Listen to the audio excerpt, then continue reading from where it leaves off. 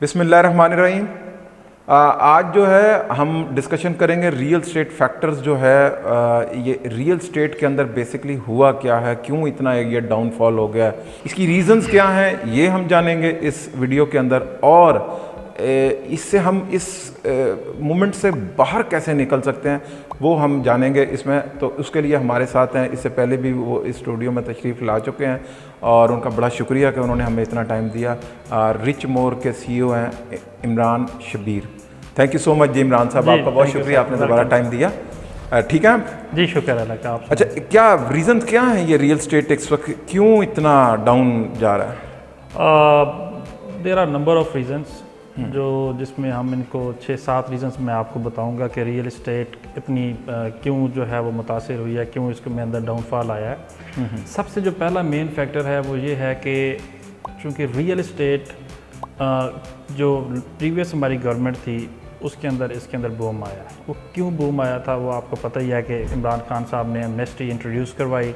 Amnesty के अंदर policies उन्होंने जो वो उसको हम पॉलिसी कह सकते हैं। उसमें ये हुआ था कि उन्होंने जो ब्लैक और वाइट मनी का कॉन्सेप्ट है पाकिस्तान में, आपको पता है चूँकि बहुत से ऐसे हमारे इन्वेस्टर्स हैं जो कि रियल इस्टेट में इन्वेस्ट करते हैं, they don't have white money, उनके पास ब्लैक मनी होती है। तो ब्लैक मनी के ऊपर जैसे ही उन्होंने थोड़ी सी फ्लेक्सिबिलिटी दी जो हमारी प्रीवियस PTI की गवर्नमेंट थी, तो उससे एक तो रियल इस्टेट के अंदर बूम आया था और रियल इस्टेट बहुत अच्छे ट्रैक पे चढ़ गई थी और बहुत अच्छी जा रही थी। अब टैक्सेस बढ़ने का भी एक फैक्टर था और गवर्नमेंट चेंज होने का भी दूसरा। पहला फैक्टर गवर्नमेंट चेंज होने का था, दूसरा जो फैक्टर है वो टैक्सेस का था। अब गवर्नमेंट जब चेंज होती है तो सिर्फ एमनेस्टी का नहीं था फैक्टर। गवर्नमेंट, आपको पता है कि रियल इस्टेट सेक्टर के जो मेन स्टेक होल्डर्स हैं, जो मेन आप कह लें कि इसके अंदर इन्वेस्ट करते हैं, वो हमारे ओवरसीज पाकिस्तानी हैं। अब ओवरसीज पाकिस्तानी जो है 95% ओवरसीज पाकिस्तानी वो ट्रस्ट करते हैं जो हमारी प्रीवियस गवर्नमेंट थी PTI के ऊपर। और इमरान खान की एक कॉल पे, अगर हम सिर्फ इमरान खान साहब की बात करें तो इमरान खान साहब की एक कॉल के ऊपर वो रेमिटेंस पाकिस्तान भेजते हैं, जिसमें रोशन डिजिटल अकाउंट्स इन्होंने ओपन किए थे PTI वालों ने। ओवरसीज़ के लिए ये बड़ा एक इजी और स्मूथ एक प्लेटफॉर्म आ गया था ट्रांजैक्शंस के लिए, और रेमिटेंस बड़ी आसानी से पाकिस्तान मूव हो रही थी। चले ठीक है, अब आपने 3 फैक्टर्स जो हैं वो मुझे बताया। मैं अगर आपको ये कहूँ कि आप समझते हैं इस वक्त लोगों के पास पैसा है कि नहीं? बिल्कुल, लोगों के पास बड़ा पैसा है जी। पाकिस्तानी अवाम के पास बहुत पैसा है। अगर आप जैसे आपने कहा कि लोगों के पास पैसा तो है, मैं इसका मतलब पता क्या है, मुझे तो ऐसा लगता है कॉन्फिडेंस। गवर्नमेंट के ऊपर अगर कॉन्फिडेंस हो और इनकी कोई पॉलिसीज़ थोड़ी सी चेंज हो जाए तो शायद कुछ बेहतरी आ सकती है। अगर मैं दूसरी सोसाइटीज़ की बात करूँ, DHA एक ज़ाहिर है कि एक बहुत बड़ा ऑर्गेनाइजेशन है और यहाँ पे बहुत एक्सपेंसिव प्रॉपर्टी है, ठीक है। इसके अलावा भी छोटी सोसाइटीज़ हैं, हाउसिंग सोसाइटीज़ हैं, बेशुमार बन रही हैं, कुछ इंस्टॉलमेंट्स के ऊपर बन रही हैं। मैंने वहाँ पे बड़ा नोटिस किया है, लाहौर, इसके गिरदोनवा, इवन इस्लामाबाद में बहुत से बन रही हैं, कराची में बहुत से जो हैं वो प्रोजेक्ट्स शुरू हुए हैं, बैरिया टाउन ने बहुत से किए हुए हैं। सब में इस वक्त प्रॉपर्टी के ऊपर ऑन आया हुआ है, किसी के ऊपर 2 लाख, किसी के ऊपर 5 लाख, किसी के ऊपर 6 लाख। तो इसका मतलब है लोगों के पास पैसा तो है, लोग इन्वेस्ट भी कर रहे हैं रियल एस्टेट के अंदर। नहीं सर, मैं नहीं समझता कि अभी लोग इन्वेस्ट कर रहे हैं। आप अगर हम सिर्फ DHA लाहौर या मेन सिटीज़ की बात करें जहाँ पर DHA है, क्योंकि स्पेसिफिकली मैं आपको अभी जो प्रॉपर्टी DHA की प्रॉपर्टी है उसकी बात कर रहा हूँ, इसमें बहुत ज़्यादा डाउनफॉल है। आप बेहतर जानते हैं कि अभी नंबर ऑफ़ ट्रांजैक्शंस बड़ी कम हो गई हैं, अगर हम उनको भी डेली बेसिस पे देखें। पैसा है लोगों के पास। आपने जो कॉन्फिडेंस की बात की, बिल्कुल मैं एग्री करता हूँ, कॉन्फिडेंस नहीं है लोगों का इस गवर्नमेंट के ऊपर। लोग पे करना चाह रहे हैं टैक्सेस, लोग अपने एसेट्स को डिक्लेयर करना चाह रहे हैं, बट उन्हें कोई एश्योरिटी नहीं दिलाता कि अगर वो डिक्लेयर करेंगे तो क्या जो वो गवर्नमेंट, ये जो प्रेजेंट गवर्नमेंट है, ये उनके साथ कैसा सलूक करेगी। तो मैं ये समझता हूँ कि अभी जो रियल इस्टेट के ये जो 3 फैक्टर आपको बता चुका हूँ, चौथा फैक्टर एक और भी है। वो फैक्टर ये है कि आपको पता है हमारी जो पाकिस्तानी करेंसी है वो डीवैल्यू हुई है। हाँ जी, बिल्कुल। दूसरी कंट्रीज़ की निस्बत, जैसे USD की बात करूं, अगर मैं US डॉलर की बात करूं तो US डॉलर आपको पता है कि तकरीबन 300 को टच करने लग पड़ा था।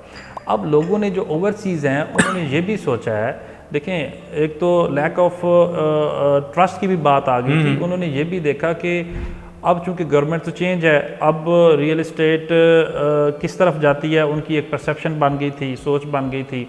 उन्होंने रियल इस्टेट में इन्वेस्ट करने की बजाय जो फॉरेन करेंसी है वो बाय करना शुरू कर दी। नहीं, उन्होंने भेजना बंद कर दी, उन्होंने नहीं भेजना तो exchange- सर, नहीं सर, भेजना तो बंद कर दी, वो तो फैक्टर था ही था। ये एक्सचेंज तो लोकल लोगों ने ये काम किया, उसको उसके अंदर ट्रेडिंग कर दी। ओवरसीज तो कभी भी नहीं करता, वो कहता है ये तो अपने मुल्क के साथ गद्दारी है कि आप जो हैं ये इस तरह देखिए की सर, मुल्क के साथ गद्दारी तब होती है जब आप का जो है ट्रस्ट लेवल वो कम हो जाए अपनी अपने अपने मौजूदा सिस्टम के ऊपर, प्रेजेंट सिस्टम के ऊपर। अब जो ओवरसीज़ है, मैं आपको बार बार रिपीट कर रहा हूँ कि वो प्रेजेंट सिस्टम के ऊपर बिल्कुल ट्रस्ट नहीं करते, जिसकी वजह से उन्होंने रेमिटेंस भेजना बंद कर दी। अगर वो रेमिटेंस भेजना बंद कर देते हैं तो definitely they will keep their assets in shape of USD, pound या यूरो, इनके इन करेंसीज में वो अपना रखेंगे। अच्छा, मुझे ये बताएं, अभी आपने एक बात की है कि DHA में ट्रांजैक्शंस कम हो गई हैं। DHA ज़ाहिर है मेजरमेंट हम वहीं से कर सकते हैं कि नंबर ऑफ ट्रांजैक्शन से। DHA क्या कर सकता है इसके में? ज़ाहिर है DHA को भी लॉस हो रहा है ना? देखें, DHA इसमें कोई रोल प्ले नहीं कर सकता, क्योंकि DHA का मेन DHA क्या कर सकता है? मेन अपनी फीसेस कम कर देगा, मेन कोई ऐसी कोई नया फेज़ इंट्रोड्यूस कर देगा जो लो कॉस्ट होगा, जिसमें लो अट्रैक्टिव प्राइसेस होंगी, जिसमें वो तो नहीं पॉसिबल है, वो पॉसिबल नहीं है। तो DHA, मेरा नहीं ख्याल कि DHA कोई रियल एस्टेट को उठाने में कोई रोल प्ले अदा कर सकता है। अगर रियल एस्टेट बढ़ती है या रियल एस्टेट बेहतर होती है तो वो आपको मैंने बता दिए हैं फैक्टर्स। मेन फैक्टर आपका है प्रेजेंट सिस्टम, आपके जो मौजूदा निज़ाम है वो चेंज हो, और वो मौजूदा निज़ाम चेंज अभी तक जो हमारा सिनेरियो कंट्री के अंदर बना हुआ वो एक ही आपका कहना है कि अगर ये इलेक्शन नेक्स्ट ईयर्स तक चले जाते हैं 2023 तक, तो क्या रियल एस्टेट ऐसे ही रहेगी? बिल्कुल जी, रियल एस्टेट ऐसे रहेगी। बल्कि मैं एक और नो चांस मैं एक और बात भी आपको बड़ी कॉन्फिडेंस के साथ आज बताने जा रहा हूँ। अगर ये मौजूदा गवर्नमेंट नेक्स्ट इलेक्शन में भी आती है तो आपकी रियल एस्टेट बेहतर नहीं होने जा रही। आपकी रियल एस्टेट, चूँकि आपको पता है कि ये जो मौजूदा सिस्टम है, मौजूदा गवर्नमेंट है, ये हमेशा एंटी रियल एस्टेट रही है। अगर हम 2016 में जाते हैं तो जिस तरह से बिल्कुल सही कह रहे हैं, उन्होंने भी रियल एस्टेट को बड़ा हिट किया था। राइट।